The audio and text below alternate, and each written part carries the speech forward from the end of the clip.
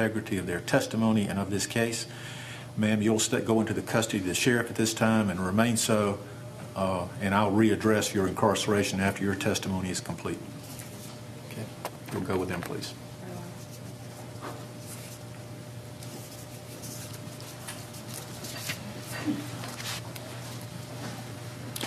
When does the state intend on calling her as a witness?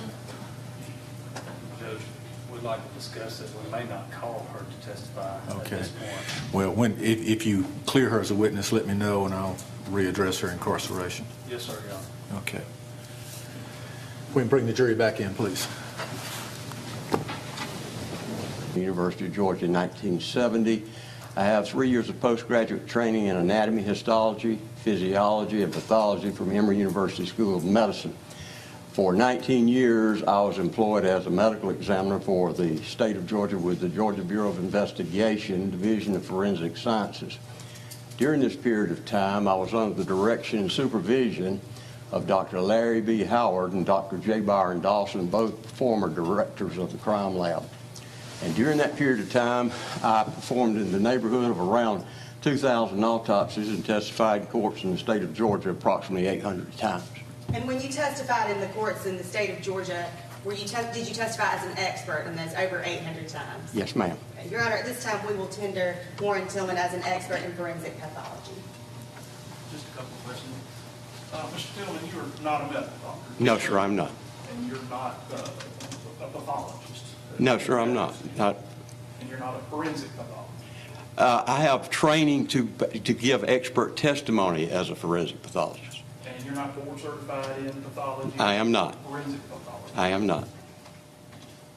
You know, at this time, I'm not sure Mr. Tillman's actually an expert. I mean, I know he's testified a lot of times, but he's not a medical doctor, he's not a pathologist, and he's not a forensic pathologist. Based upon his background and training, I'll allow him to give his expert opinions in those areas. I don't think our medical examiners now have performed that many autopsies and testified that many times, so thank you. Yes, ma'am. All right, Mr. Tillman, explain to the jury, nowadays we have doctors, pathologists that perform autopsies. Back when you were performing autopsies, explain to the jury, did you have to be a doctor, did you not?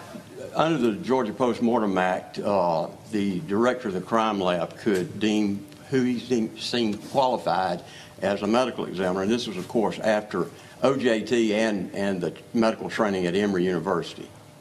So that's basically what gave us the qualification, plus the OJT. It's a lot different. I mean, I've helped board-certified forensic pathologists. Right. So let's talk about an autopsy, which is what you perform, or did perform. I understand now you're out of that field altogether. Right. Explain to the jury for me, what is an autopsy? An autopsy is really an examination of a body for a number of reasons. It can be for evidentiary purposes. It can be for medical pathology purposes. The way that I'll go about Your Honor, I have no objection as long as it does not go out with the jury. Of course. Okay. It's admitted. Thank you. Now, there were a number of injuries to Timothy Coggins' body. Yes, ma'am, there were. Okay. And did you prepare something to aid yourself and the jury in describing those injuries? Yes, ma'am, I did. Since there were such a large number, it can be very confusing if you're just reading through this, and it's better to see them physically where they would be located on the body. Okay. I'm showing you what's been shown to the defense and marked as State's Exhibit 2. Do you recognize that? Yes, ma'am. And you prepared that? I did prepare. And that's to aid in your presentation to the jury? That's correct. Okay. Your Honor, we'll tender States 2 as a demonstrative for the purposes of this presentation. No objection. Demonstrative. It's admitted.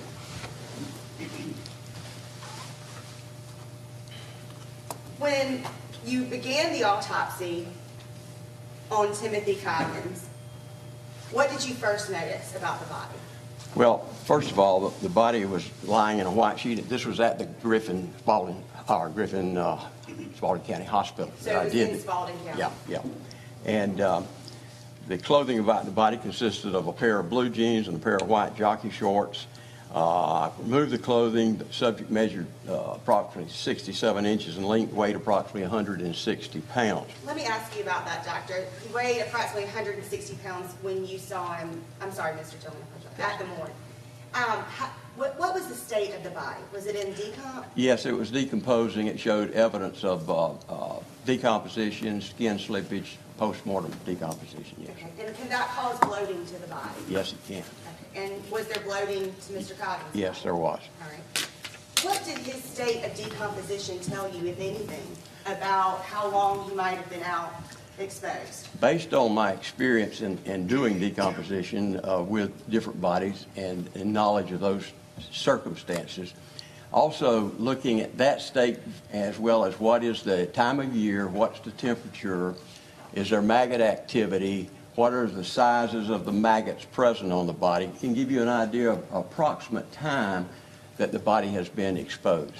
Were you able to establish that in this case? Based on what I found with the decomposition as well as the size of the maggots, I measured one maggot at about 3/8 of an inch, which generally means it's between a day and a half to 2 days, somewhere in that range. All right. And I interrupted you, so I'm sorry. When you began the autopsy of Mr. Coggins, you began with his head, I think you were saying. That's correct. And in the hair, I did find red clay as well as some cockle burrs, as well as other injuries. Okay. And we'll talk about those when we get more specific here in just a moment. But after you examined his head and you found the mud and the cockle burrs and the injuries, what did you do then? I then began examining the other areas of the body and measuring, describing the wounds, and then continuing, as I said, the anterior chest and abdomen, the upper extremities, the lower extremities, and posterior surface. Okay. Before we get to the diagram, I want to show you State's Exhibits 3, 4, and 5. For the record, I have shown them to defense counsel. And I'll ask you if you recognize those. Yes, ma'am. That's the body which I observed and performed the autopsy on, Mr. Tim Coggins, on the 9th of October, 1983.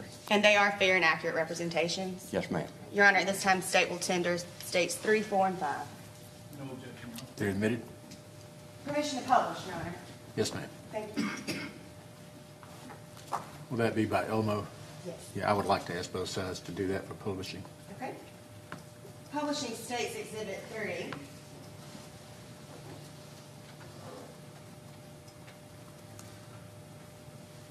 May he step down, Judge? Yes, ma'am. Just make sure you speak up for the court reporter. Yes, sir. Do I have permission for him to step down? I will. Yes, ma'am. Thank you, Judge. If you would, Mr. Tillman, this is, you said earlier in State's Exhibit 3, the body of Tim Coggins. Can you point to the jury where you were talking about that mud and? It's in the hair area here, and I don't know specifically, and I don't see it in the photograph, but it was there. It was back in the back, yeah. okay. And what's around his head? Is that the slippage that you were talking about? That is bloating, skin slippage, and early decomposition. Okay. If you'll just stay there. Okay. If you can back up and, no, that way. That way. Towards the screen. Yeah, you come this way. Thank you. Sorry. That's perfect. Thank you. In State's Exhibit 4, what is the jury looking at here, Mr. Tillman? This is a group of approximately 7 stab wounds on the posterior surface, as well as 2 incised wounds making an X across this way. Okay. In State's Exhibit 5. This is the area of the hand. I discerned a blue ink tattoo of the word Barbara on the hand, as well as a number of defensive wounds and stab wounds on the left wrist, one exposing the radius here. Okay, so this here, and for the record, we're pointing to the middle and the up part of the top part, not up part, top part of the photo. Yeah. That's what you're saying is a defensive wound? Yeah. Okay. So let's talk in detail, Mr. Tillman, about the wounds on Mr. Coggins. Okay. I think that's as wide as I can get, so I'll have to have, here we go. For the record, we'll be discussing State's Exhibit 2. You've mentioned lacerations and you've mentioned stab wounds. Can you explain to defensive wounds, explain to the jury here, what are you talking about? When you say a laceration, what do you mean? Okay. I'm going to be discussing three types of wounds, basically. Laceration, a stab wound, abrasions, and then really four, an incised wound. Here's the difference. If you're at home and you trip over a stool or something and your head hits something like a wooden table, it may split the skin, a tearing of the skin. That's a laceration. If you are cut with a knife razor blade, that's an incised wound. If you are punctured with an object, whether it be a knife, piece of metal, whatever, that's a stab wound or a puncture wound. So, and the abrasion, of course, is just the abrading of the skin, breaking it with small hemorrhage underneath. Okay, and what can abrasions be caused from? Any type of pressure that breaks the skin and causes underneath hemorrhage. Okay, could it be caused by dragging? Yes. Okay. Now, I note on your diagram, States Exhibit 2, you don't note abrasions. Were the abrasions all over the body? It's really kind of hard to tell. There were so many of them, it kind of randomly dispersed, but ubiquitous throughout the surface of the body. So really too many abrasions to count? Yeah. Okay. Starting with the head here, I might need to zoom in a little bit. Can you explain the injuries that you noted on Tim's head? I don't know if the jury can see the numbering system here. There you go. That helps. Okay. On the frontal portion of the skull, here in the frontal region, I've got three lacerations. First is located 4 inches below the top of the head and lying in the anterior midline, measuring 5/8 of an inch by approximately 3/8 of an inch. The second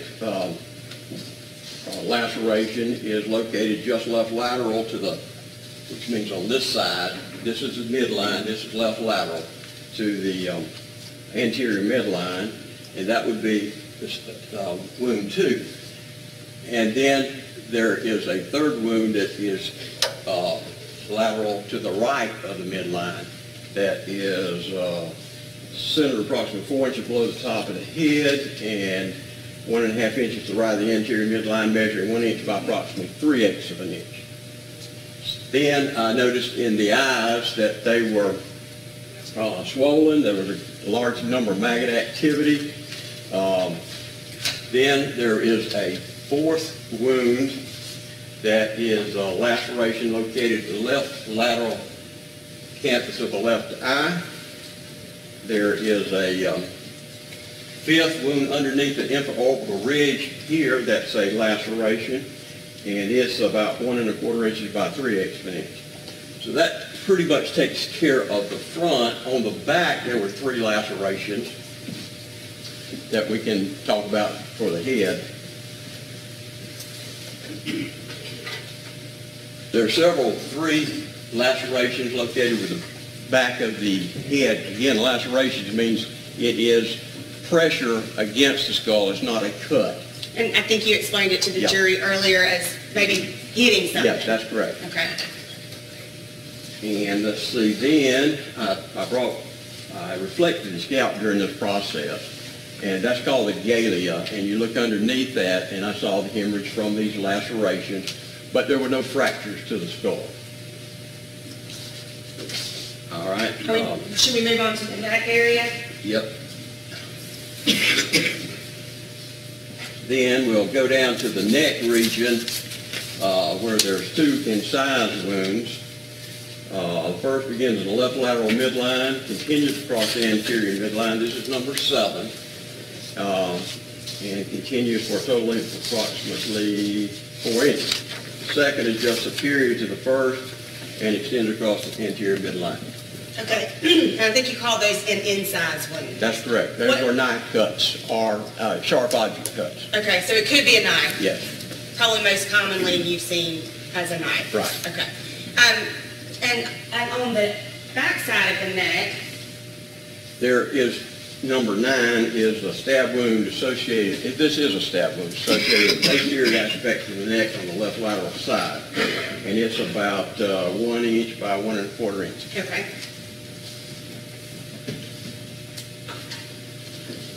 Moving to the chest and torso area of Tim. Number 10 is an important wound because it stabbed into the chest and went into down through the fourth intercostal space between the fourth and fifth rib, and perforated into the superior portion of the inferior lobe of the right lung. Okay, so that would puncture his lung. That's correct. Okay. What would that cause, a puncture to the lung? Well, first of all, it can cause a pneumothorax where the lung collapses. Also can cause a lot of bleeding, and it can cause almost drowning on the blood as it seeps into the pleural of the lung. Okay. Wound 11 and wound 12. All right, 11 and 12. These are linear in size wounds, again, 10.5 inches below the top of the right shoulder. And basically, they kind of cross like this, and they are just incised wounds. Okay. I'm going to go back to State's Exhibit 3 here. Can you see those noted on State's Exhibit 3? Right here and right there. So an X, if you will. I'm sorry? Kind of like an X. Yes, that's for the correct. record. Yes. Mm-hmm. And for the record, that's on the left side of the photo. Right? Okay. The front of his legs. Yes, on the legs we've got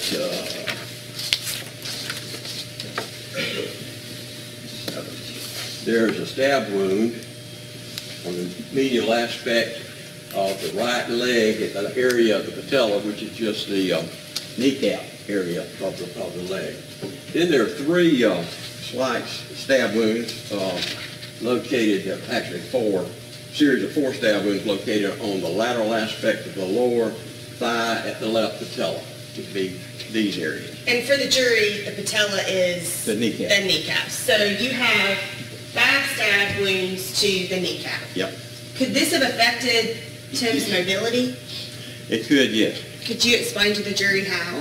Well, basically, if you have a knee injury, it's going to affect your mobility. I think it would be common sense. You know, if you're cutting muscles that tend to enhance the flexibility of the knee or the movement of the knee, anything damaging that's going to impair mobility. Moving to the back. On the posterior surface, there are 7 stab wounds, and again, 2 of these perforate into the thoracic cavity posteriorly and go into the left lung. Okay. And then again, there are incised wounds of an X. Let me double check that. I want to make sure that's incised and non-laceration.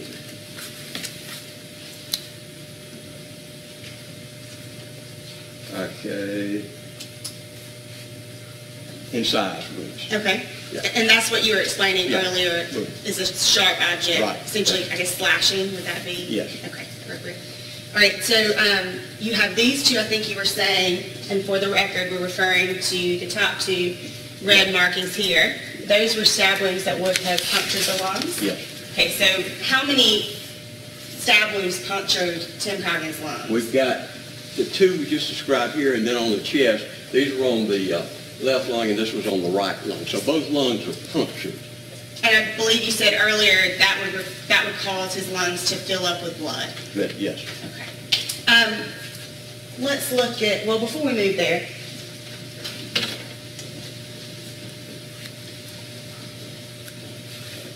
State's Exhibit 4.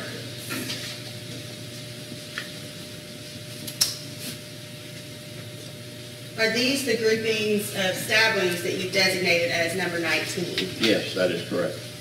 And that's the incised wound. And for the record, when I say that. Crossing the X here. Okay, so it is in the form of an X. Yes. Okay.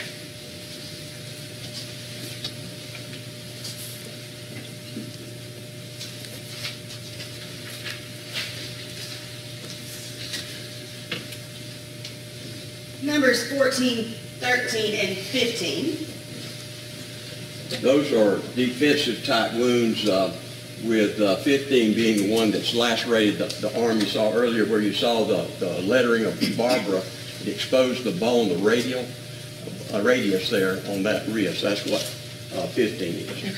Tell the jury, what's a defensive wound? What are you, when you say that, what does it mean? Basically, if if you're being attacked and you're trying to fend off an attacker, you usually, if you don't have any weapon and they have a weapon, you're going to normally raise your hand to defense off any attack they're doing. So any wounds that are generally on the arms or hands can be contributed to defensive wounds in most instances. Were you able,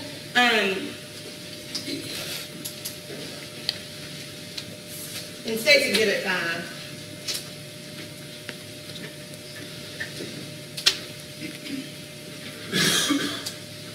with all of these wounds and the defensive wounds and everything we're looking at, were you able to determine what type of weapon may have been used? At this point, I may have to interpose an objection. There was nothing in this report about the type of weapon or the exact type of weapon used. That's not an opinion we expected him to give. It's not in his report shown. I think if he can give his opinion. I've not seen his report. Could I review it? Sure.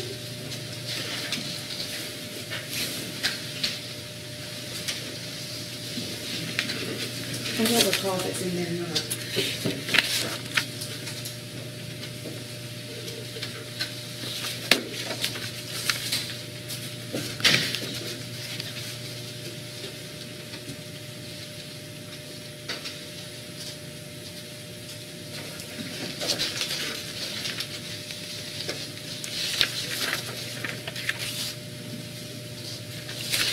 If he has an opinion in that regard, I'm going to allow it, as he has described the types of wounds. Thank you, Judge. There is in the report, there is a description of one of the stab wounds. I want to try to find it for you. I just had it. It showed the inferior ridge of the stab wound as being sharp margins and the upper being rounded. This indicates that it is a single edge blade, as opposed to a double edge or a serrated blade. Okay.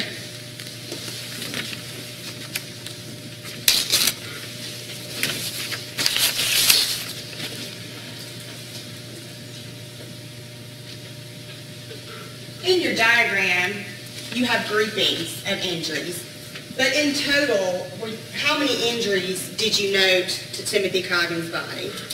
Well, obviously, as y'all can see, there's a large number of injuries, but if you put them all together, I would give you a number of around 30, at least 30 types of injuries to this body. Okay. What was your cause of death? Multiple stab wounds to the chest and abdomen. And manner of death? Homicide. These multiple stab wounds to the chest and the back, Mr. Tillman, would this have been a painful event? As I mentioned, the perforation of the intercostal spaces, the intercostal nerves are extremely sensitive. You know, anybody that's had broken ribs, how painful that is.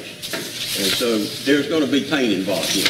Okay. And Timothy Coggins, do you know how long it might have taken him to die? It's really difficult to say exactly, but, you know, it could be 15 minutes. It could be a little longer, maybe. So could he have bled out from the blood filling up his lungs or losing blood from his body or both? And drowning in the blood. Okay. So all of these are factors. Are factors.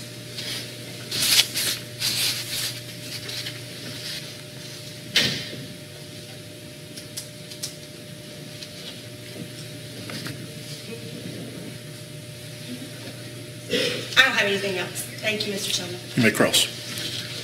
Mr. Johnson, do you need to go? I'll leave it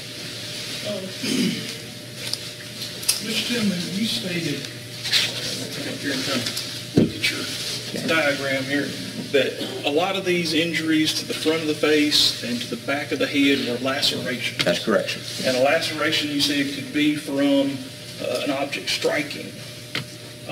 Could that be some sort of club or stick or something like that? It's possible. I saw no pattern of a instrument on the body, but it's certainly a possibility. So you couldn't say exactly what That's correct. caused it, but it's possible that's from a blunt object. Yes, that's correct. You said that one of the injuries you were able to see or make an opinion that that wound was caused by a single-edged blade. Yes, sir. And it was not serrated. It didn't look serrated to Not me. look that it would be serrated. Okay. You were never given any type of particular weapon by the state to look at to try to see if it matched these wounds, or? No, sir, I did not. It was the weapon or anything like that? That's correct, sir, I did not. And you don't have any idea the motivation behind all this? You're the how guy, not the why guy, correct? That's correct, sir. Okay. Just a second.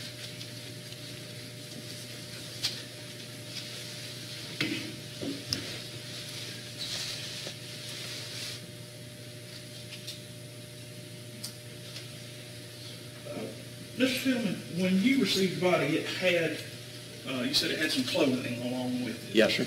Do you recall, did you make any notations or recall the condition of the pants, the pockets, anything like that?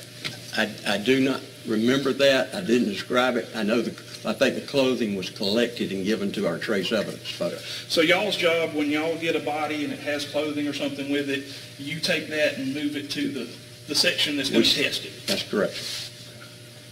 And after that, you don't have any responsibility for holding on to it or doing anything with it after that? No, sir. Okay. Just a second.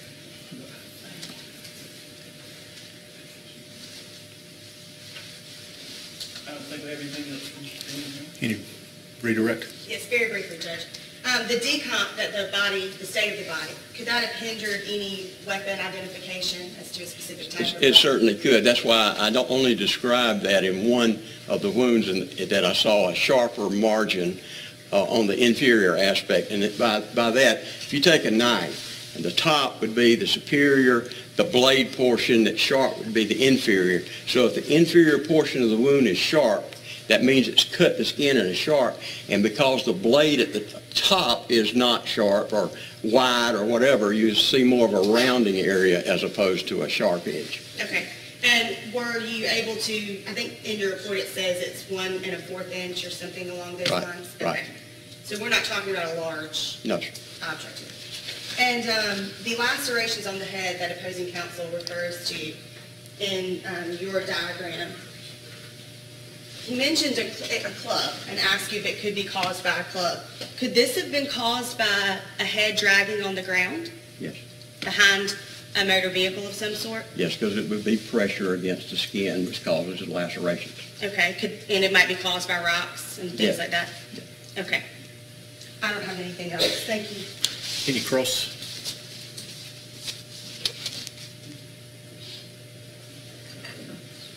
Just a couple.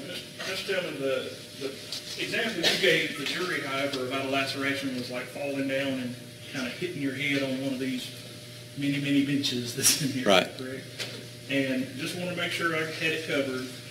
The blade that you're talking about, the one wound you were able to look at and give some sort of opinion, your opinion was, it was a single-sided blade, not double-sided. Yeah, that's correct. And you saw no evidence that it was serrated in any way? I did not. On that blade edge, no. That's all the question I have. You may come down. Thank you, sir. May he be excused? Yes. Thank you, Your Honor. Thank you, Mr. Tillman. You call your next witness, please. We call Mr. Jesse Gates.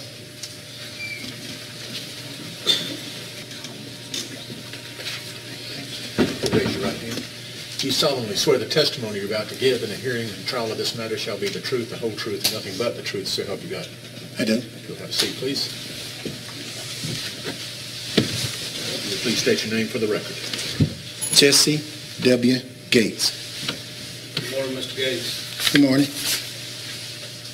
How do you know the Coggins family? His great aunt used to live beside my mom. When you say And his, I don't mean it. Tim's great aunt used to live beside my mom, and that's how I got to know them.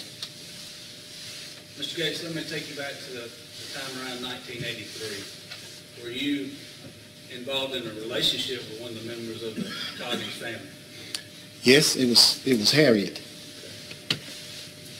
And at that time, where were you employed? Spalding County Sheriff Department And in what capacity? as a deputy.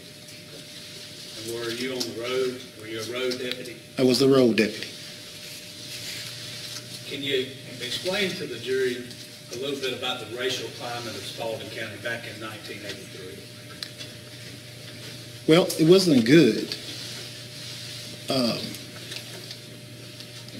With me, I was always out front of being just people was people. But the climate was terrible. Was there activity in Spalding County by the Ku Klux Klan? Oh, yes. Were there, Yes. I'm sorry, go ahead. Yeah. Were there parades? Yes. It was two that I knew of. Were you aware of any Klan rallies in Spalding County? I to object, I'm not sure of the relevance of this at this time. No, it's relevant as to motive of the crime. This was Well, there's nothing that's associated this, I get with Mr. Gebhardt. In general, I think this is general information that's not relevant to this particular case. Your Honor, we'll be able to tie it in through other witnesses throughout the state's case. Overruled. Go ahead. Are you aware of any Klan rallies during this time, Mr. Gates, in the Spalding County area? Yes. Now, let's talk specifically about October 7th, 1983. Do you recall that day? Yes. And would that have been a Friday or Friday evening? Now, I can't precisely say there was a Friday, a Thursday, or either a Friday. Do you recall seeing Timothy Coggins around that time? Yes. Okay, where did you see him at? I saw him on Camp Creek and Pool Road. Do you recall what time of day it was when you saw him? It was between 10:30 and 12 o'clock at night. Okay. And were you on duty at that time? No. I had came from a movie. Had took a friend of mine to the movies. And did Tim stop you? Well, I had went, let me back up a minute.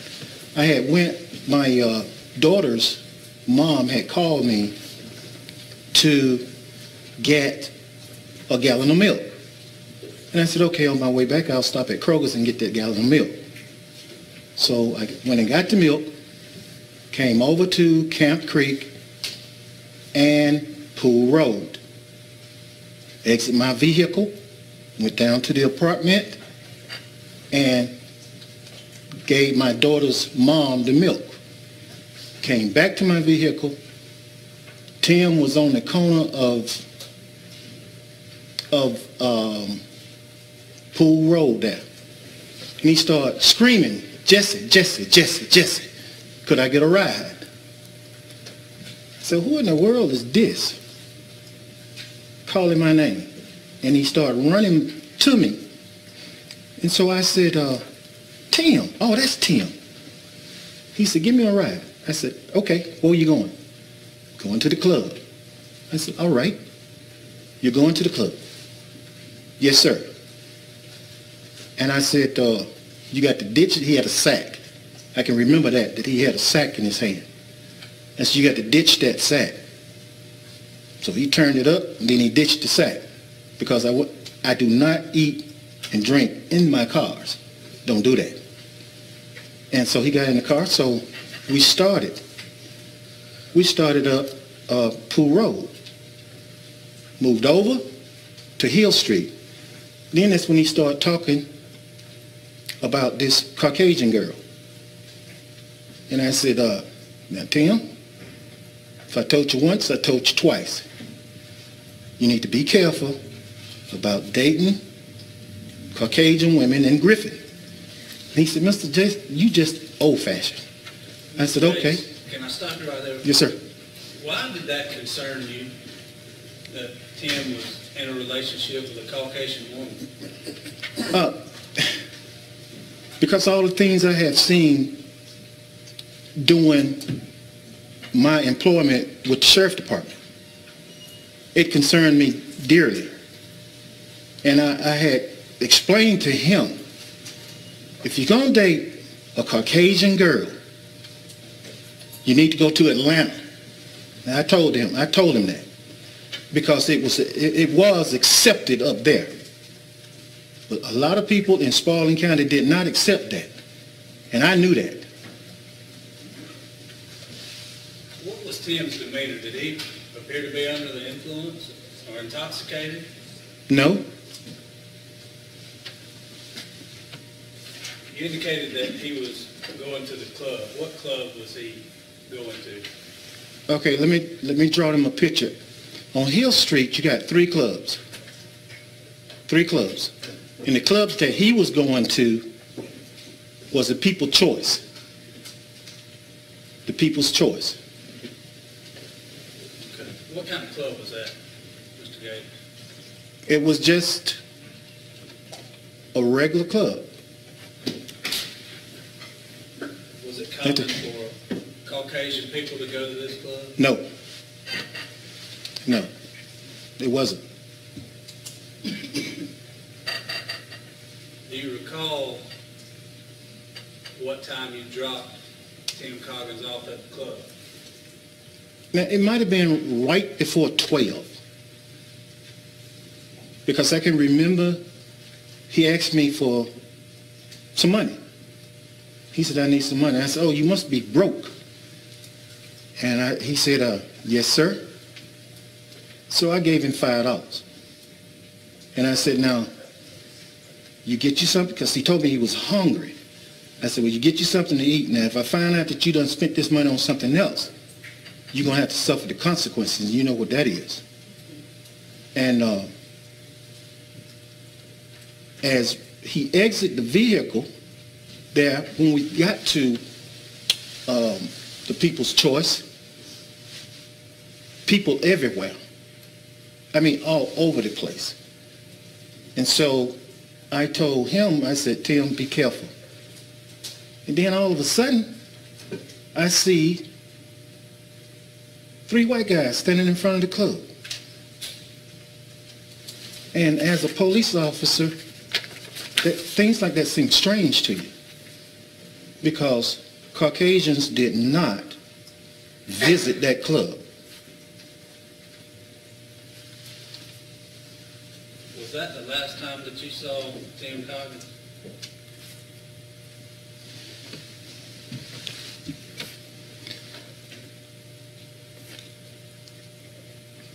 The last time I saw him, he was posted up in our squad room.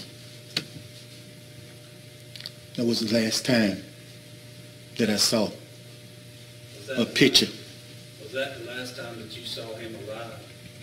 That was the last time I saw him alive. Mr. Gates, when did you, or when were you made aware of the death of Timothy Coggins? I can't,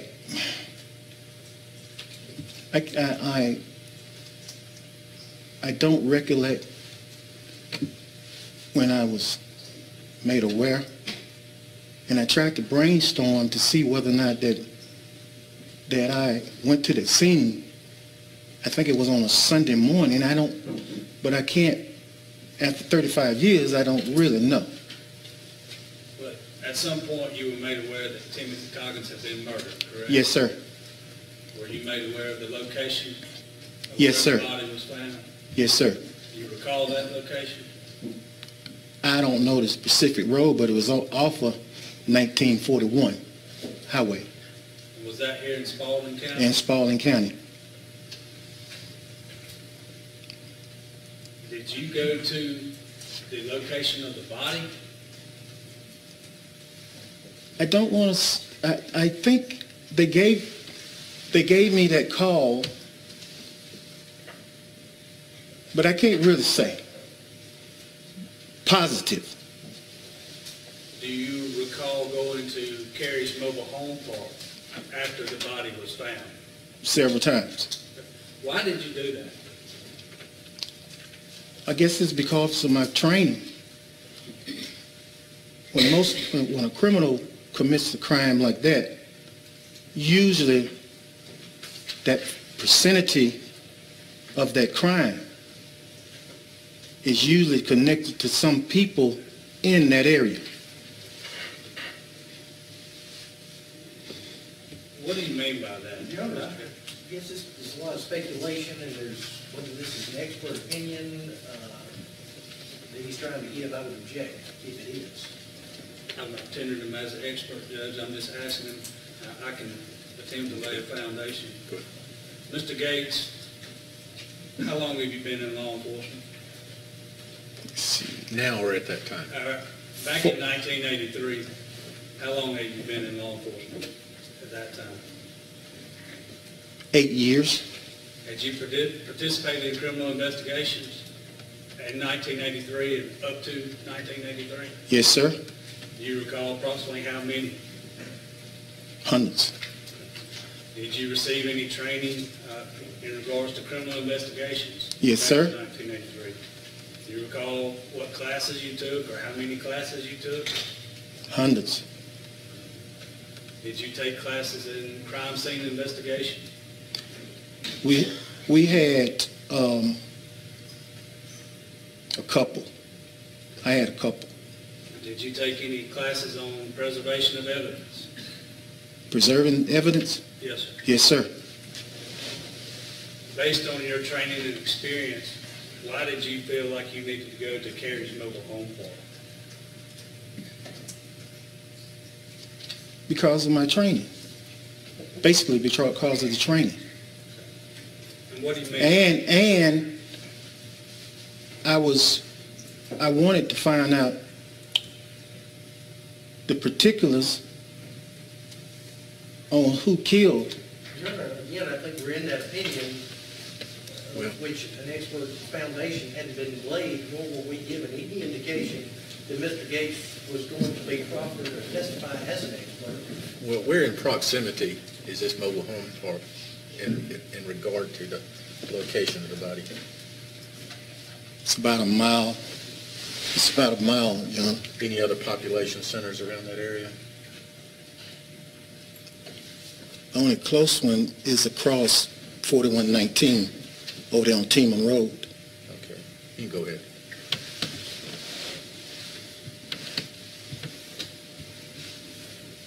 Were you asked by the sheriff's office to help investigate the case? No, I did it basically on my own because we had investigators.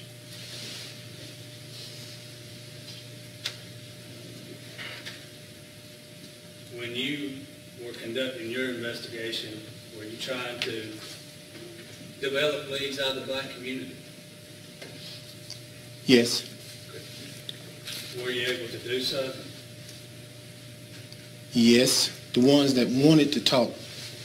Your Honor, again, I know there's been some asking of questions that seem to be an attempted qualification as an expert, but I haven't heard that we've gotten there yet. Judge, I'm not trying to qualify him as an expert. This goes more towards the investigation and how it was conducted. Okay. It's relevant. I think you can keep going for the time being. Mr. Gates, did you pass on the information that you recovered or that you developed to investigators assigned to this case? Yes, Back in 1983, did you feel like the information that you were providing the investigators were acted on?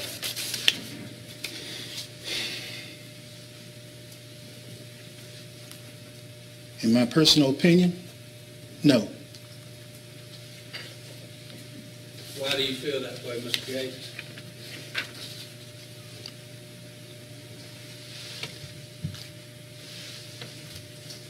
I can't really say. But I just don't think that we done our jobs. Were you ever told to stop investigating the case? I was told to stop when they brought the GBI in. I was also told that I was a road deputy, which at the time I was a supervisor, and that the GBI would handle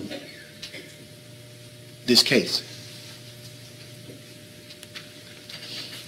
The case was closed fairly quickly from when it was opened up. Is that correct, Mr. Gates?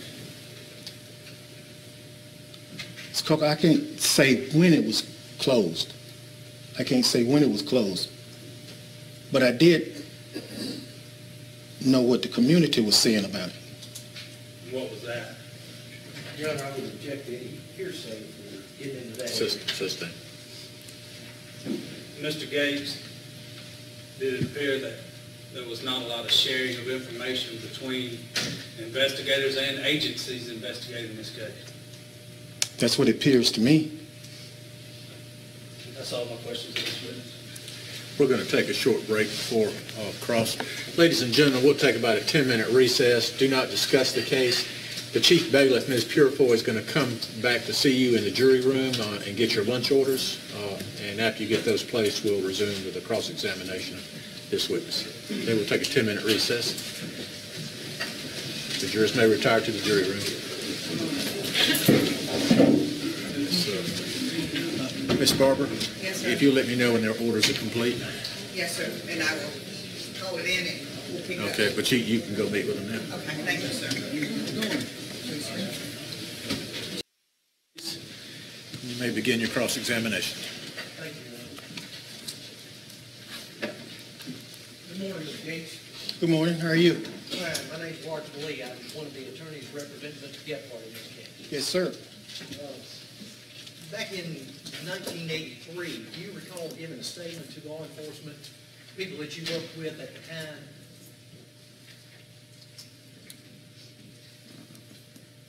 No, I can't remember. You don't recall on October 11th giving a statement to the GBI,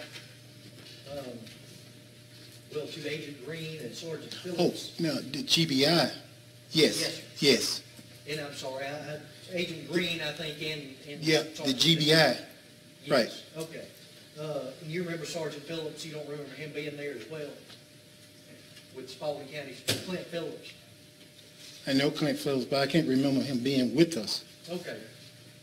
You just don't remember? I just don't remember. I understand. And do you recall in that statement that you told him that you were off duty traveling north on Hill Street when you came upon Mr. Coggins at a car wash? No, that's not true. Okay. You don't recall telling them that, or you wouldn't have told him that? I wouldn't have told him that. Okay, and I'm sorry, I'm just trying to clarify, I guess. I just. Oh, okay. And so you don't recall telling them he was in front of the car wash, and that you stopped and gave him a ride to the People's Choice Club? No. Okay. And you don't recall telling him that you then let him out in front of the club and you drove on home? I let him out in front of the club. That's true. Okay. And then you went home? That's true. Okay. And do you recall you saying that it was between 12 and 12:30 a.m.? No, it was between 10:30 and 12 o'clock in that area Okay. that I can recollect.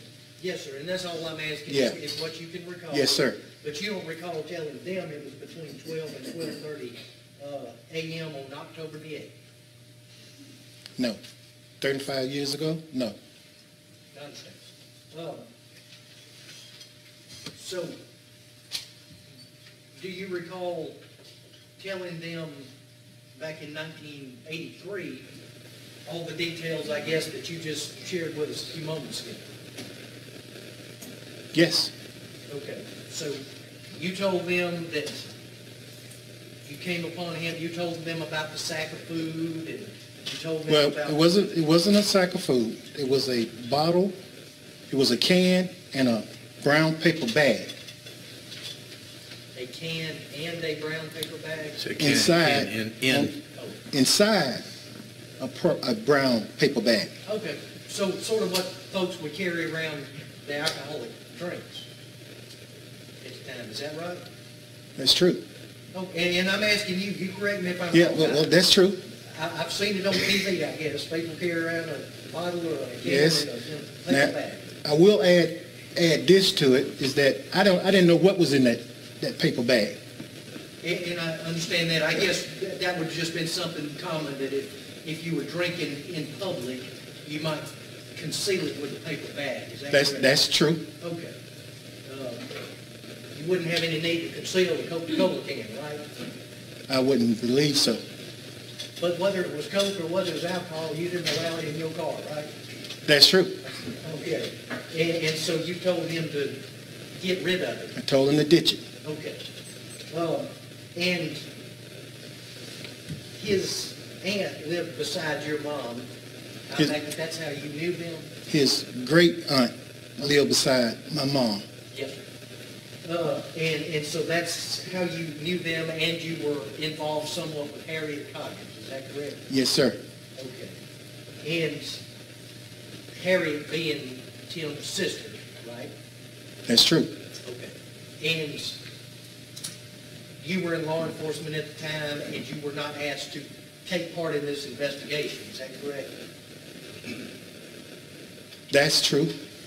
As a road deputy, would you have normally been asked, I guess, to take part in the investigation, or would there have been investigators with the investigations division that did that? We usually do the initial report, and we would turn it over to the investigators. Right. But you The change of command. Yes, sir. Okay. But you weren't there and on duty and involved when the body was discovered and reported to law enforcement, is that correct? I was on duty. Yes, I was on duty. Okay, and were you one of the initial responding folks out to the scene of where the body was found? That's true. You were there? That I can recollect that I was, but I can't be for certain. Okay. So then did you write a report and then turn that over to the investigations division? Wrote the initial report. You wrote the initial report? That's true. Okay. If I can, see, we're talking about 35 years, Yes, sir. and I have brainstormed my brain ever since I got that subpoena to try to find out whether or not I was the initial officer in writing that report, but it's hard to say and hard to be truthful to this jury to say that I did. Yes, sir. So I wouldn't want to lie to them. You see, so I don't really know. Okay, so you think you could have written? I think I could have written it, but like I say, I'm not for sure. And would it be fair to say, and you tell me if I'm wrong, would it be fair to say that because of your personal involvement with the family, then perhaps that would be a reason you wouldn't have been asked to participate in the investigation? Well, keep in mind now, I was a supervisor, Yes. a corporal, Yes. and I was a road deputy, Yes. and we had investigators to handle things like that. And usually the deputies, we usually do the initial report, and those investigators will pick it up. Right. Okay. And therefore, you would not have been asked under any circumstances to participate in the investigation? That's true. Okay. So that explains that, correct? And you recall, so back in '83, you would have, had you been asked, or had they written it down appropriately, you would have told them you came upon Tim Coggins at the corner of Pool Road and Camp Creek. Is that correct? That's correct. Okay.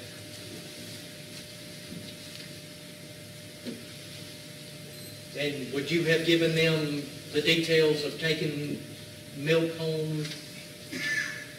Daughter some milk? That's correct. Okay. And so if they didn't write that down, that would have been the information you gave, and just would have been excluded from the report if it's not in their report, right? That's correct. And you would have told them about the sack in his hand and about the $5 that you had given him? That's correct. And you testified, Mr. Coker, that you had dropped him off right before, would have been right before 12? Right before 12, somewhere in that area. Is it fair to say somewhere around midnight? That's true, correct. Give or take? Give or take a few minutes. And is it fair to say you weren't looking at your watch, and this was not something out of the ordinary at the time, is that correct? That's correct. It only became important later because obviously of the next day or so that you found out what had happened. Well, it was several days. Right. Right. Oh, That had happened. And that's when the whole thing hit me. That's when it hit me square in the face. Right. Yeah, and you're correct. When you found that out, then it all of a sudden made those details more important, right? That's true. And something you would have shared with the... Did you make your own report in your own independent investigation? Did you make a report of what you investigated and the results of it? Well, when they brought the GBI in there, we had been passing those our investigation that we had already looked into. And when the GBI came in, we was told, look, we got the GBI, and usually when we reached out to the GBI, they had the resources. Right. And so they told us, do your regular job. So the GBI was called in immediately, were they not? That's correct. Okay. But you said you continued on an investigation, and did you make a report of that? I did it on my own time once they had told us to stop. Right. I did a lot of things on my own time. I would go up there and walk that field, but I never went out into that trailer park. I did that when I was in the patrol car. Oh, okay. So I did a lot of things on my own because it hurt so bad until you would ask somebody, hey, what are you all doing about Mr. Coggins' case? Nobody knew nothing. And I'll jump to this question. Is it fair to say you don't believe anybody cared that much? And I know that's the hard one to look back and you have to think. So as a professional,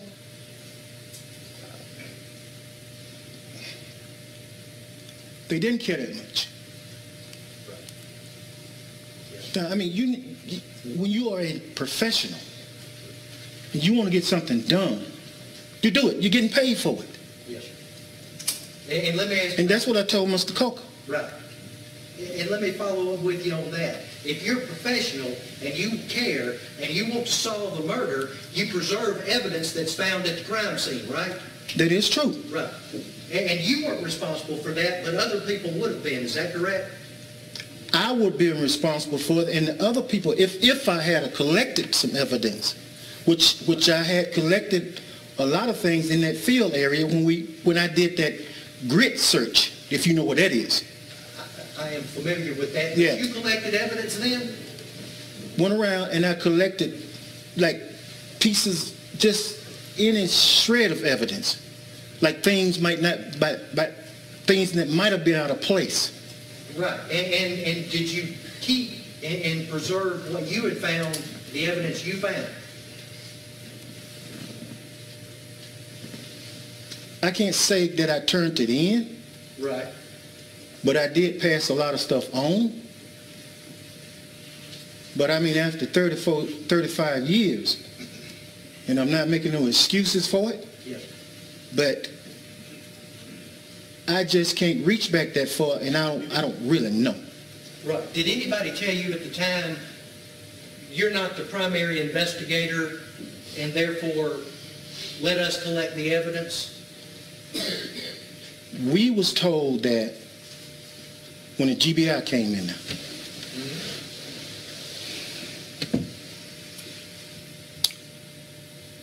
That's I was told. Yeah, I was told. So basically, so your collecting of the evidence was done that same day that the body was found? No. You did it later? Yes. Now, what we were talking about evidence. Right. I'm not talking about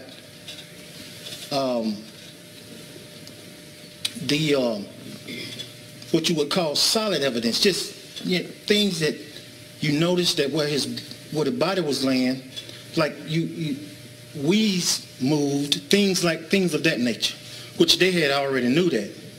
Okay. So you noticed things, you didn't necessarily collect things, or? That's correct. Okay. So there would have been nothing for you to preserve during this time? Not really. But now, there again, I can't really say. Yes. So you don't know that you may have had some pieces of physical evidence that you kept and would have had for some period of time thereafter? Again, I don't really know. Do you recall if it's anything that could have been tested over the years or more recently since technology has advanced? No. Okay. You took a lot of crime scene investigation courses, did you say? We had in-service trainings. Okay. In-service trainings means they're at the sheriff's department? Right, when the post comes down and they give us those trainings. Right, and some of that was on crime scene investigations? Oh, yeah. Okay. Oh, yeah. And in your training as a crime scene investigator, that's one of the most important things that is taught, is the collection and the preservation of evidence. Is that correct? That's true. Okay.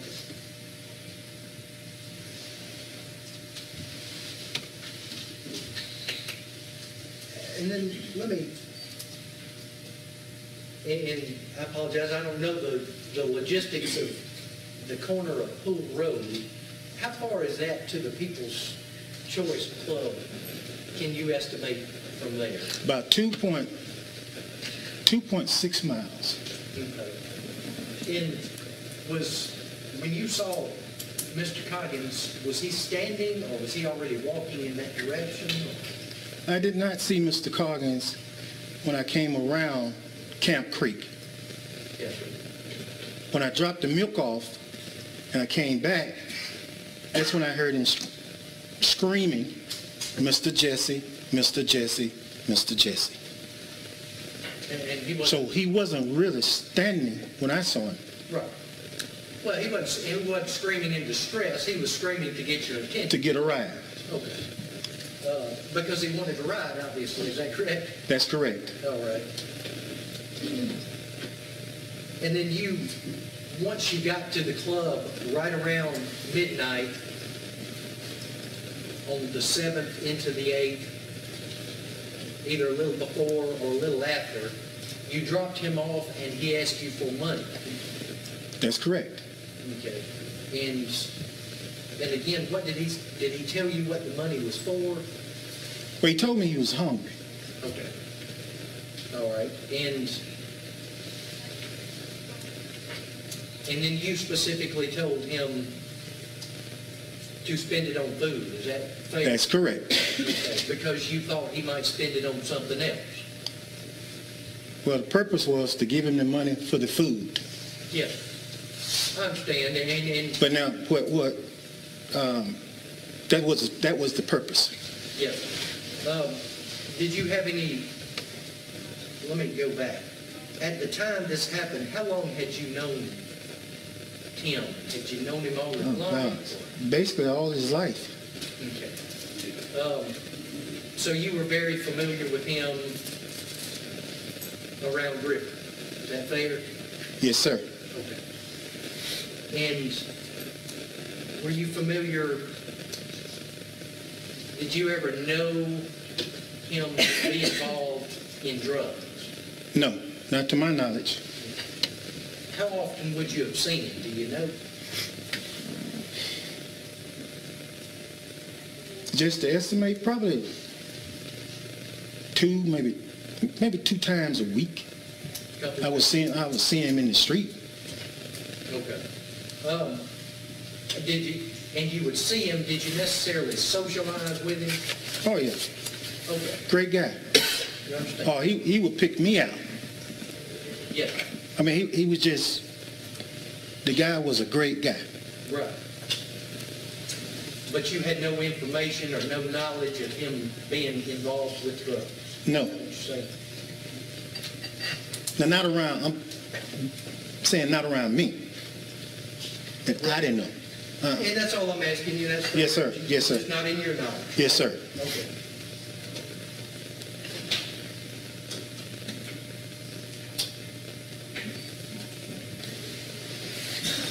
And there was a discussion on the way to the People's Choice Club about him dating, seeing some involvement with a white person, white female. Yep, with a Caucasian lady. Did he bring this up to you? He brought it up to me. Okay, and I guess in what, just the fact that he was just saying it or bragging about it, how did you take that idea? Well, let me see how it all got started. He told me, he said, I've got about one of the most prettiest girls you ever want to see. And I told him, I don't doubt it.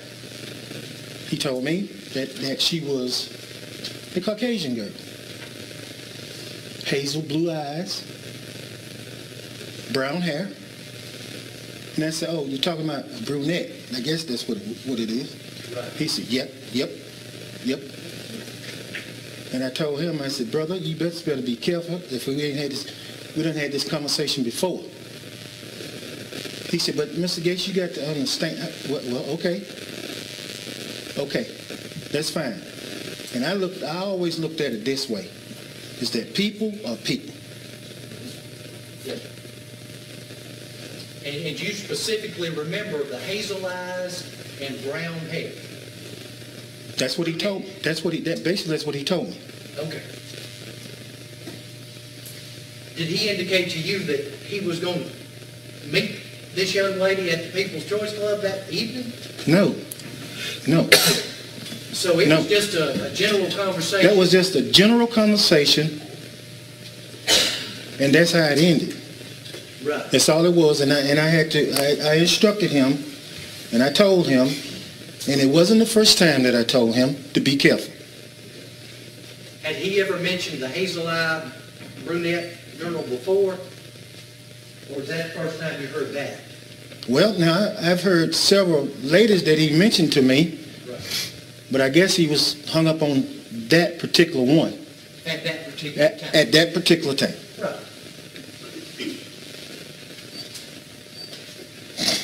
And did you ever go to the People's Choice Club? And Yeah, to break up fights. I understand. Yeah, I've been up there several times to break up fights. I understand. And, I mean, it was a club, people were drinking and dancing. And Oh, yeah. Yes, sir. When you got there that particular evening, there were a lot of people there, right? Yes, sir. And I mean, when you say a lot, parking lot full, people milling all about. Yes, sir. Is that correct? Yes, sir. And what stood out to you was 3 white people in the parking lot at the club. They wasn't in the parking lot. They were standing in front of the club. And I apologize, I ain't trying to put words in your mouth. Okay, yeah, I understand. I understand you. I get you. I understand you. So they were standing again, where? Would you tell me that? Ladies and gentlemen of the jury, this is Hill Street. This is the club. If you can just imagine, they were standing in front of the club. Okay. So they were close to the door, is that? Close to the door. Okay. And that would have been when you dropped him off at around midnight? When I dropped him off. Okay. Correct. And did you watch Tim go in the club? At the time, when I gave him the money and he exited my vehicle, he walked up to those 3 white guys. And I left, but I never did see him go into the club. I never did see that. Okay, you saw him go to them, Yes, sir. and of course, he was going to the door, so he was going in the club, and they were at the door. That's correct. Okay. So you don't know specifically if he was going to conduct business or have conversation with them, or just going to them, to pass them, to go in the club? Only thing I saw is him walk up to those guys, and that was it. Okay. And did you document, or was anybody asked, you would have told investigators that back in 1983, is that correct? Oh, yes. Okay, so if nobody documented that, But now, that was because they didn't care enough to document it. Is that what you're saying? that's true. Okay. You're right.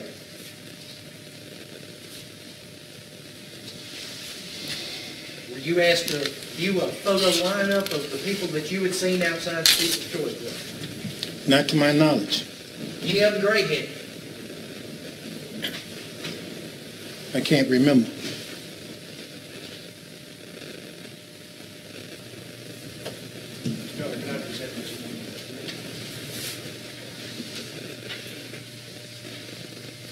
I believe that's all the questions I have at this time. Thank you, Mr. Yates. Any Thank you. No, Your Honor.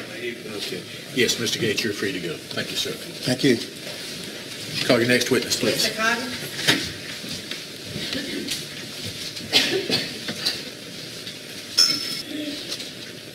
Go and face me and raise your right hand. You solemnly swear the testimony you're about to give in the trial of this matter shall be the truth, the whole truth, and nothing but the truth, so help you God. Yes, sir, I do. You'll have a seat.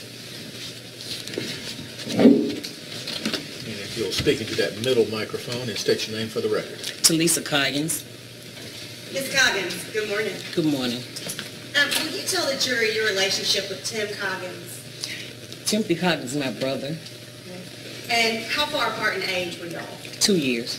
And there are a lot of siblings. Yes, ma'am. Okay, how many siblings? 8. All right. And so you and Tim were pretty close. Yes, ma'am. I'm going to show you what's been marked as State's Exhibit 6. And I'm going to ask you if you recognize it. Yes, I do. What is that? My brother Timothy Coggins. And is that a picture of him in life? Yes. Your Honor, I'll tender State's Exhibit 6. It's admitted. Permission to publish? Yes. Tell me a little bit about Tim. Tim was very loving. He was very caring. And he was very funny. And he loved to dance. And he loved his family. He loved to dance. Loved to dance. Is it fair to say he liked to have a good time? Oh, yeah. Yeah. Did Tim have any issues associated with white people? No. Okay, tell the jury a little bit about that. What do you mean? When you shook your head and you were adamant no. Tell them why. Tim would make friends with anybody. It didn't matter the color. It didn't matter about anything. He was just like a very outgoing person, and if he meets you today, y'all would just have such a great time because he was just that funny. He loved to make people laugh. And he was not ashamed to meet a stranger. So he liked people in general? He loved people, yeah. All right. Did you ever go to the People's Choice and see Tim there? Yes, ma'am. Okay. Do you recall one occasion in particular where you saw Tim dancing with someone that struck you as unusual? Yes, ma'am, I do. Tell the jury about that. I remember him dancing with this white lady at the club, and well, to me, I felt like with him being such a great dancer, she would ask him to show her how to dance, and I do remember her being there. Okay. Do you remember her being there more than one time? Yes, ma'am, I do. Do you remember how many times? I give or take maybe 4 or 5. Okay. And was she with Tim often when she would come to the club? Well, I can't say often because I wasn't there often myself, but the time I was there, I do recall seeing them dancing. Did Tim ever tell you who she was? I never asked, but I do recall the very first time I seen her sitting at the bar, And the very first time I seen her talking with Tim, I didn't like it. I didn't feel comfortable with it. Tell the jury why you didn't feel comfortable. Well, mainly because it was to me, this is just my opinion. When you see a white person come to an all-black club, and if they ain't, like, came with somebody and just pop up by themselves, to me it raised a red flag. Did you remember anything about her hair or body or anything like that?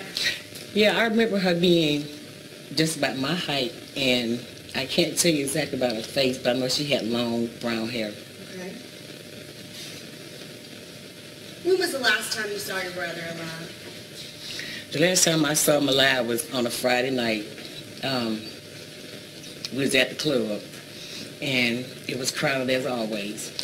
And I remember I was going to the bathroom, and I remember I can hear the people in the crowd saying, "He's looking for Tim." And I happened to look back, and I looked and I saw this tall white guy with, he had a cap on his head, no facial hair looked like, and he had on a white t-shirt and overalls. So when I looked and seen that, I'm trying to get through the crowd because I want to know what he wanted with my brother. So me making my way through the crowd, trying to get there to see what was going on. And by the time I got there and got outside, they was gone. Okay. So you don't know where Tim went? No, ma'am, I don't. When did you find out that he died? When they was passing a picture around, and my sister immediately knew who he was. Okay. And that's when we knew, because it was like maybe a day or two we haven't seen him, so we weren't thinking he was dead. Okay. So it was a day or two after you saw him? Yes, ma'am. Is this the picture that they showed you? I'm sorry.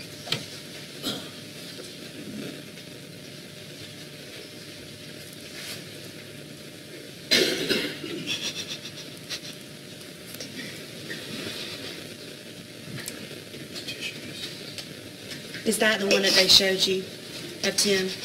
Okay. And I'm going to publish it to the jury, so if you don't want to see it, don't look at the TV. Were you able to recognize your own brother from this photo? No. You couldn't tell who it was?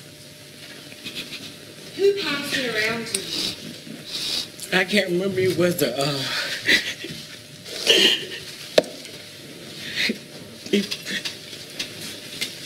it was just a detective that was passing it around. Okay. Were they trying to identify him? Yes, ma'am. Okay. After Tim died, what happened? Did your family, anything happen to your family? Well, we was all scared because we didn't know what happened, or who did it.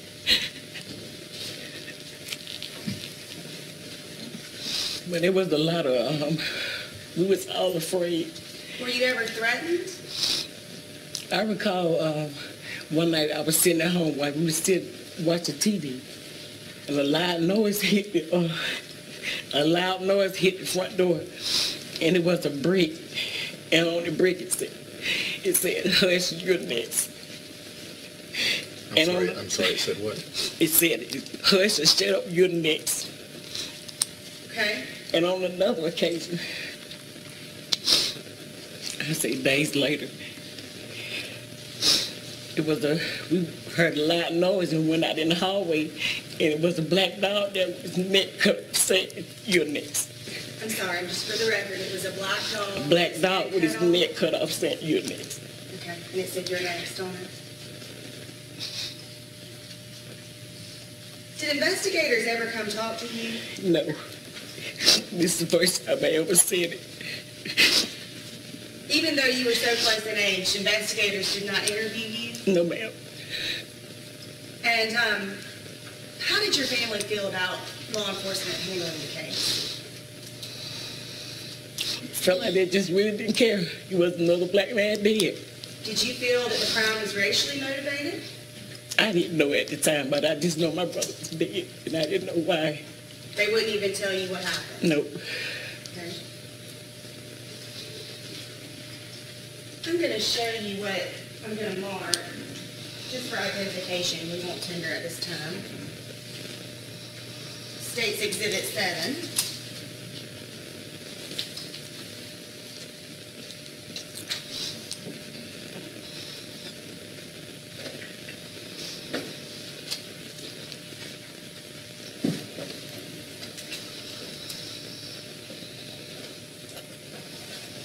I gotta turn it this way because I can't show it yet. Do you recognize that? They look familiar to me. But like I said, I remember him having a pair of white shoes, but I can't quite say about the stripes from there. But they look familiar to you? Yes, ma'am. Okay, and that states Exhibit 7. Yes, ma'am. What size shoe did Tim wear? A size 10. And when he would go to the club dancing, what would he typically wear? He would wear tennis shoes mainly, but he did, yeah, mainly tennis shoes. I guess that's because it was easier for him to dance in? Okay. And you recall that they were what color? They was white. Because you weren't in the microphones. Yeah. All right.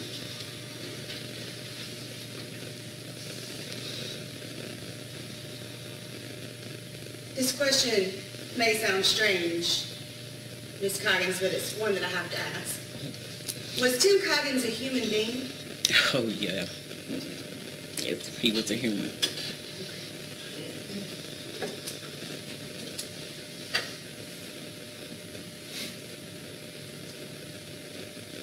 I don't have anything else for you, Ms. Coggins. Thank you. Thank you. You may cross. Yes, ma'am. Thank you, Ms. Coggins.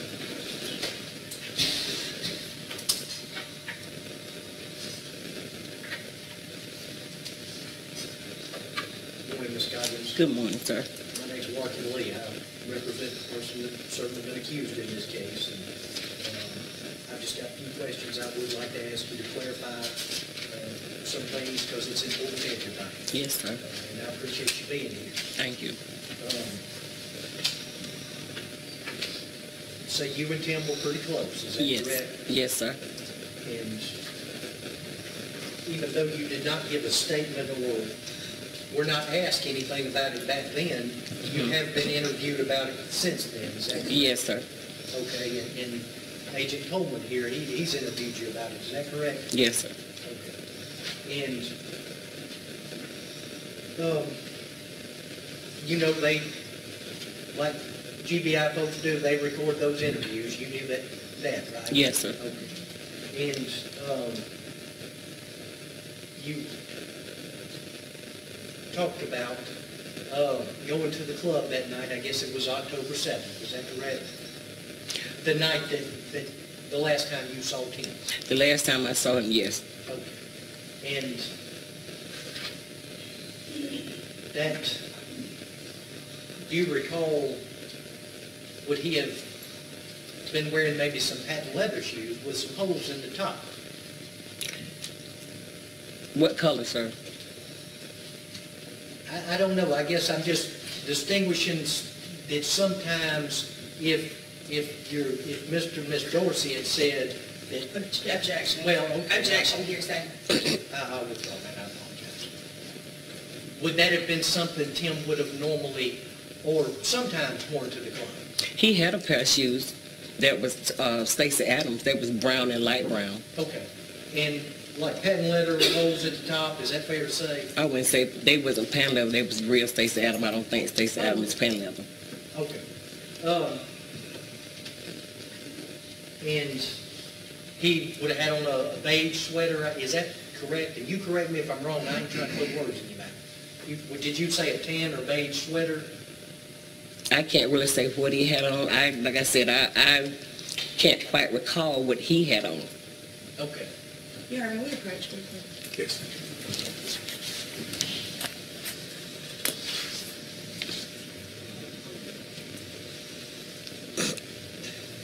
Try to speak into this mic.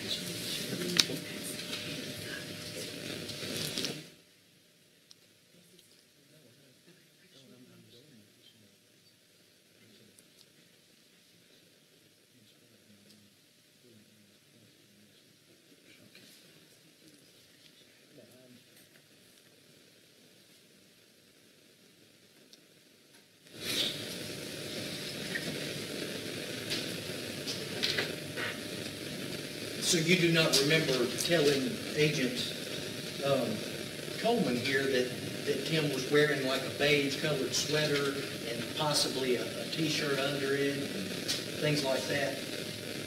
Yes, I do. Yeah, you're right. I do.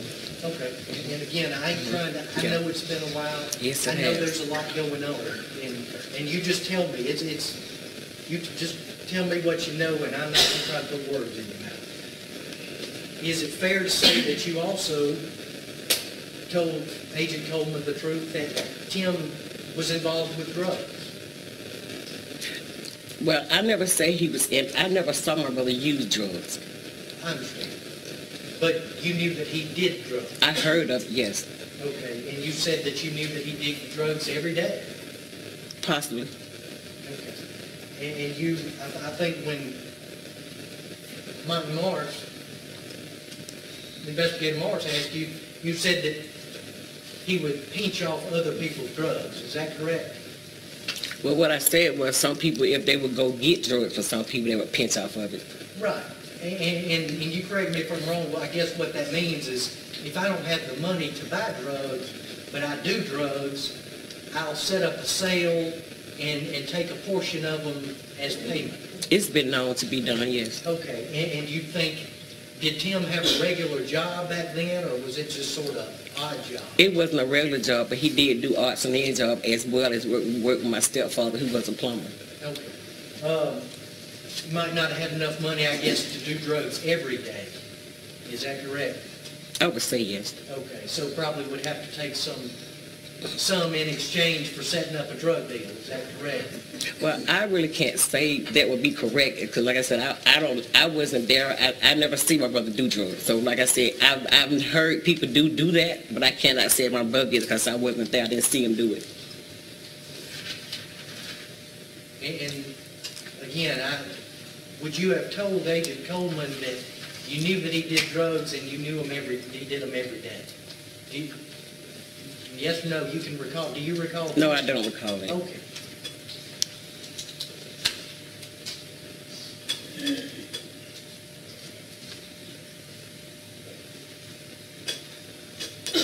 And you were there that night. He was at the club, is that correct? Yes, sir. And your brother Tim was in the club and he was dancing, is that correct?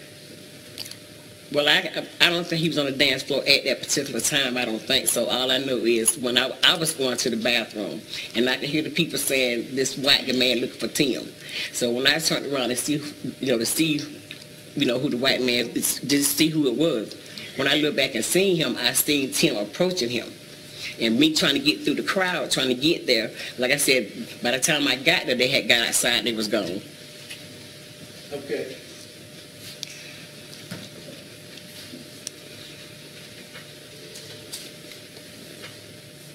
But you recalled, and I apologize if I heard it wrong, you recall seeing him dancing with a white girl, is that correct? Yeah, I have seen him dance with her. Okay. And I'm just trying to, that night, did you recall seeing him dance with a white girl, or did you not see him with a white girl that night? I don't recall her being there that night. Okay. So, as far as you know, everything was normal that night at the club, at the People's Choice Club. Tim was there. He wasn't with a white girl. He wasn't dancing with a white girl. And nothing was out of the ordinary until a big white guy with overalls and a cap. And a white T-shirt. And a white T-shirt, who was very tall, walked in the club, and Tim left with him. Yes, sir. Did you hear that white guy talk? No. Okay. Did you see him with Tim or talking to Tim? No. Okay. You were just told that Tim had left with the big white guy with the overalls cap. Tim approached him, like I said, I'm still trying to get through the crowd so I can see my brother approaching to him. And like I said, whatever they was saying, I couldn't hear it. All I knew is they went out the door. And when I made my way through the crowd and I got there and went outside, they was gone. And what time, is this something y'all did regularly? Growing up, we always had things that we did regularly. Did y'all go to the People's Choice Club sort of just every weekend or every other weekend? Well, I had to go every other weekend because I had kids. So like I said, I can't speak for no one else, but as far as me, I went when I could go, when I could get a babysitter. That wasn't every weekend. Okay. And did Tim normally take you to the club? No, he have took me, but not to that club. Okay. So he didn't normally go to the club with you and make sure you got home and stuff like that? He have, like I said, not to that club, but again, like I said, he have made sure that we got home safe. Tim was a very protective person of his family, especially his sisters. Do you remember about what time you would have gone that night, or? Well, I would normally go myself like around 9 or 9:30. Okay. And do you recall, and stay, I'm assuming, into the, since you're not away from the kids, staying well into the evening? What do you mean well into the evening? Well, I mean midnight or 1 o'clock in the morning? Yeah, or yeah. Somewhere around in there. Yeah. Not watch the sun come up. But enough, were you having a good time and you're enjoying it? Yes, I was. And that would be something in the normal course of your visiting the People's Choice Club? Yes, sir. Okay. And had you been, Tim did not go with you to the club? Is Not fair? that night, no. Okay. And so you saw him there, obviously sometime after you got there? Yes, sir. And again, I ain't trying to, was it when you walked in, was he already there, or did he come late? He was already there when I got there. Okay. And do you recall, did you talk to him, or? Yeah, yeah, it was like, hi, how you doing? We hugged or whatever, and he just said, I always say, be careful. And I said, okay, you too. Okay.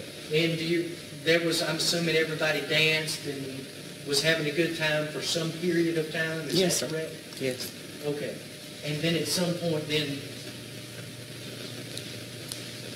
Tim left, is what you testified to. Mm-hmm. And I'm trying to, a couple hours later, is that fair to say? Or you tell me about how long after? How long after what? About how long after you got there and maybe would Tim have left? If you can. I say maybe an hour and a half after I've gotten there. It wasn't maybe about that long, yeah. Okay. So if you got there about 9 or 9:30, then about, 10:30, 11? Possibility. Okay. It had gotten later on into the evening when Tim would have left. Yes. Okay.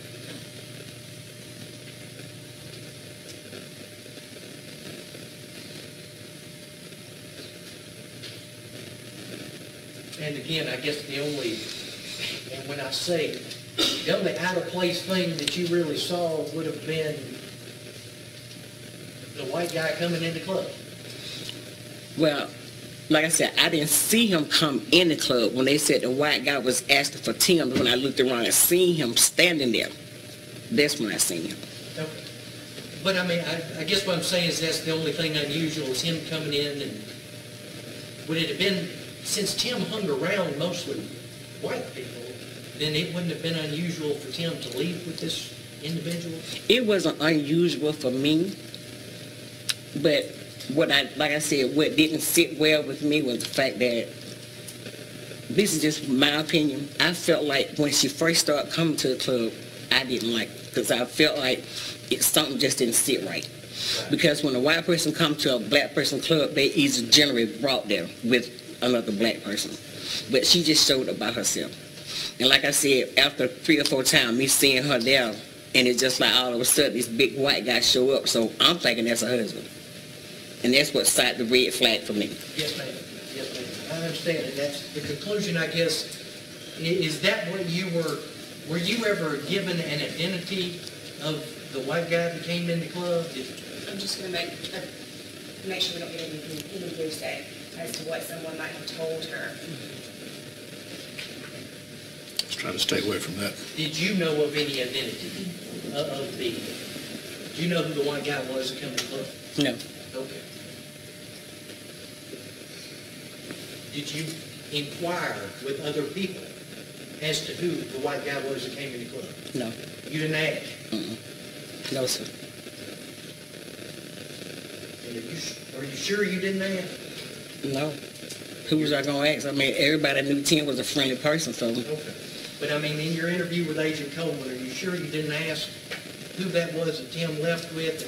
Again, judges, this question is going to require her to testify as a hearsay. I think that's what my objection's trying to steer away from. And my question's trying to steer away from that as well, Judge. I just want to know, did she make the inquiry?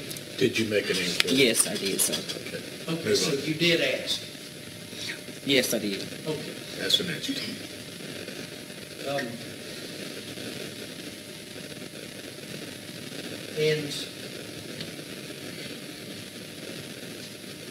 And again, I want to go back into that, but sometime after Tim was killed, your testimony was that your family received what you took to be threats, is that correct? Yes, sir. Okay. And those were in the form of a T-shirt, is that correct? No, the T-shirt wasn't a threat. The T-shirt was put on my stepfather's school bus. It was a bloody white T-shirt. That was placed on my stepfather's school bus. And where was that school bus? Where would it have been parked? Do you remember back then? Yeah, he always parked on the side of, we stayed right here on Solomon Street, and some apartments. He would always park on the side right there. And so, I mean, we had parked near where you lived, right? Yes, sir. Okay. And so he found a bloody T-shirt? Yes, sir. Okay. Did you see that bloody T-shirt? No, sir, I didn't. Okay. And then what was the other thing that you found? Was something that said hush on it? It was a brick, and it was a dog with his neck cut off. And so those were separate times after Tim was killed? Yes, sir. That there was a bloody T-shirt, there was a brick, Yes, that sir. I'm assuming had a note on it? Yes, sir. That said hush? Hush, you're next, and the dog neck was cut off and said, you're next. Was there a note on it or on the dog? Or? It was on both of them. That's what I'm saying. Was it a note, as something handwritten on it? Yes, it was handwritten saying, shut up, you're next. And on the dog, it had a thing around his neck with the writing on there saying, you're next. Okay. So I witnessed those two things. You did witness those. There was something around the dog's neck that said, shut up or hush, you're next.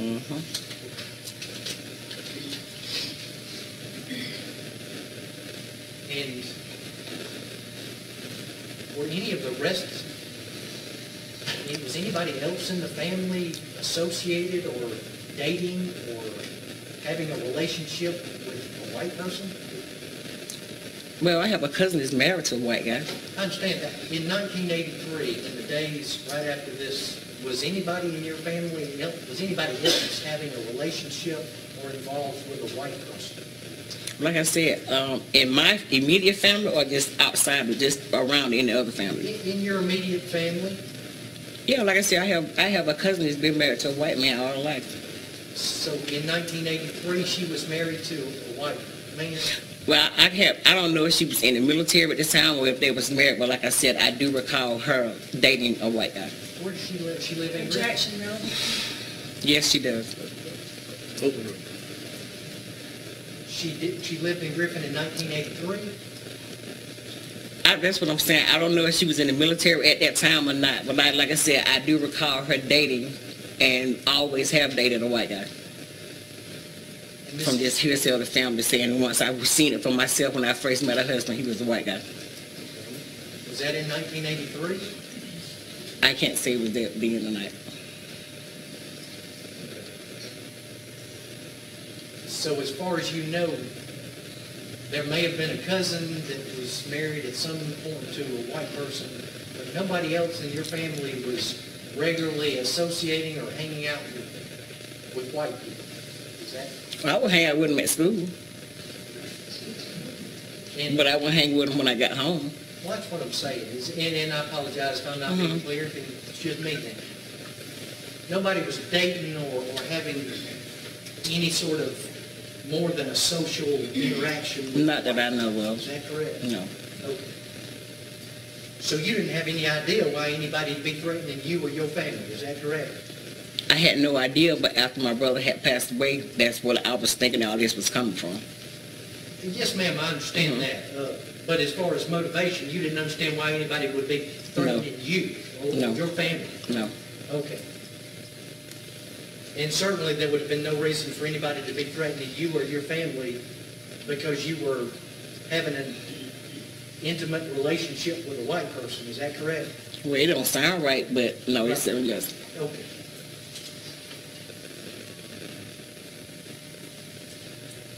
That's all the questions I have. Thank you, Ms. Coggins. Any redirect? Briefly, you do recall telling Agent Coleman that that night Tim had a white shirt and a brown sweater over it? Mm-hmm. Okay. And after the People's Choice Club was closed, were there any after parties? Well, it wasn't for me, but I'm sure other people did do after parties, but me, I had to go home because, like I said, I had babies, so I had You to have go home. babies. Yes. But the after parties, would they be at a house or another club? Or? It's possibility, like I said, it was another club. I can't recall, but I do know it was another club that probably would have been open after if they left the People's Choice, they would go to another club, yes. Okay, or they could go to somebody's house. Somebody's house, All yeah. right, I don't have anything else. Thank you, Ms. Coggins. Any objection to her being excused? Okay, ma'am, you're excused. Thank You you, may come sir. down. Commissioner, you excuse the Yes. second for me. If she likes. Thank you.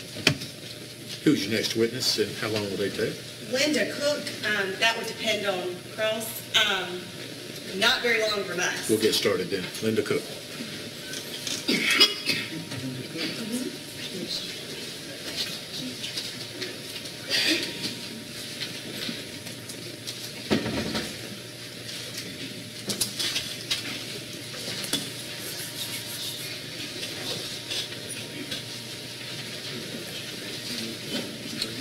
Ma'am, if you'll come to me, please. You'll face me and raise your right hand. You do solemnly swear the testimony you're about to give in the trial of this case shall be the truth, the whole truth, and nothing but the truth, so help you God. Yes. Okay, if you'll have a seat, please. And if you would state your name for the record, please. Linda Cook. Good morning. Almost lunchtime, Ms. Cook. Did you go by Linda Morgan out of town? Yes. Okay, so Linda Cook's your maiden name? I mean, Right. I'm sorry, your married name? Yes. Okay. I'm going to show you State's Exhibit 6. Did you know Tim Coggins? Yes. How long had you known him? I know that when we stayed in Spalding Heights, and I know his parents. Okay. Do you recall seeing Tim back on October 7th of 1983? Do you remember seeing him at a party? Yes. Okay, where was that party? It was on, they called it the South Side on Coggins Street. Okay, was it considered kind of an after party, maybe after the clubs had closed? It was late. Okay, do you remember if it was late after midnight into the early morning hours of the 8th? It was over in the midnight. Okay, it was later than midnight? Right. Okay. Who was Tim with? He was with 3 white dudes. Okay, did you know them? No. All right, you'd never seen them before? No. Okay. Did you say anything to Tim about it? Yes. What did you tell him? Well, he got out the car with him, and he was real high. He had been drinking. Okay, and so when you say high, you mean drunk? Drunk, Okay. right. He was Not drunk. necessarily high on drugs, but Right, drunk. he was drunk. Okay, and so Tim was really drunk? Yes. All right, And he was going to bring him in the house, and I told him that the white boy could come in my house. okay, did he tell you where he was going? He said they were going to Sunnyside. Okay, Sunnyside? Mm-hmm. All right. But were you ever, do you recall investigators showing you any pictures or anything? Yes. But you couldn't identify anybody? No. Okay. And do you recall the car? It was like a small car. Okay, so it was a car. You just don't recall the color today? No. And I understand it's been a long time. Yes. And the house where you saw Tim, was that in Spalding County? Yes. And after you saw Tim in the late night to early morning hours, did you ever see him again? No. Okay. And did you hear shortly thereafter that he had died? Well, the GBI came back over there to the house, and they were asking me, did I see Tim with some white dude? And I told him yes. And he was asking me, how did they look and everything. I said, well, one had real pretty black hair, and the other had blonde hair, and one had some funny looking eyes. Okay. And he said, well, you about the last one probably seen him alive. I don't have anything else for you. Thank you very much, Ms. Cook. Ms. Cross? Just a couple of questions. Yeah, Ms. Morgan, I'm Buddy Clark, I represent Mr. Gebhardt, being charged and accused in this case. And I appreciate you being here. Is that the only, you gave them a statement back in 1983? You talked to the law back in 1983, is that correct? Right. Okay. And again, Tim came to your residence? Yes. And there was a party there? Yes. Okay. And were there a lot of people there? Well, it was, like I said, it was late. A lot of them had left, but it was just a few of them there. And because it was real late, a lot of them had left? Yes. So this was an after-party type place where people that come from the club, is that fair to say? Yes, because it was a clubhouse behind us, and a lot of them go to that clubhouse. And Tim, as I remember, Tim, them were coming, they were leaving that clubhouse, and they were getting ready to leave. And I was standing in the door because the party was just about over, and that's when I seen Tim coming up, and he, for fit to come to the house, that's when I told him he was not bringing them in my house. Okay. So the party was just about over, and Yes. you didn't feel like more folks coming around and getting involved in the party, is that correct? No, the party was over with. Yes, ma'am. And so, well, everybody's got their own. Was it because they were white, or you just didn't know them, or? And that's fine. They were just people you didn't know. Right. Okay. And you just noted that they were white. Yes. Correct. Okay. So this would have been, like Ms. Broder said, this is the after party place, the club there, and everything was shutting down. So it'd have been real late, right? It was late. It's been a long time since I after partied, but after parties were sort of into the wee hours or in the early morning of the next day. Is that correct? Like 2 or 3 o'clock in the morning? Yeah. Okay. Do you know what time, like the People's Choice Club let out, as we used to say? Sometime about 3 o'clock. Okay. So this would have gone into after 3, 4 o'clock in the morning, right? It wasn't that late. It was about 2 or 3 o'clock. Okay. Something like that. But the after party was shutting down? Yes. Okay. Thank you. That's all the questions I have. Nothing else. Any objection to her being excused? None, Your Honor. Ma'am, you're free to leave or to have a seat in the audience if you'd like. Okay, thank you. Okay, thank you. Ladies and gentlemen, we're going to take a lunch break at this time. During this break, again, please do not discuss the case. If you'll retire to the jury room, we'll have your lunch brought in as soon as we can.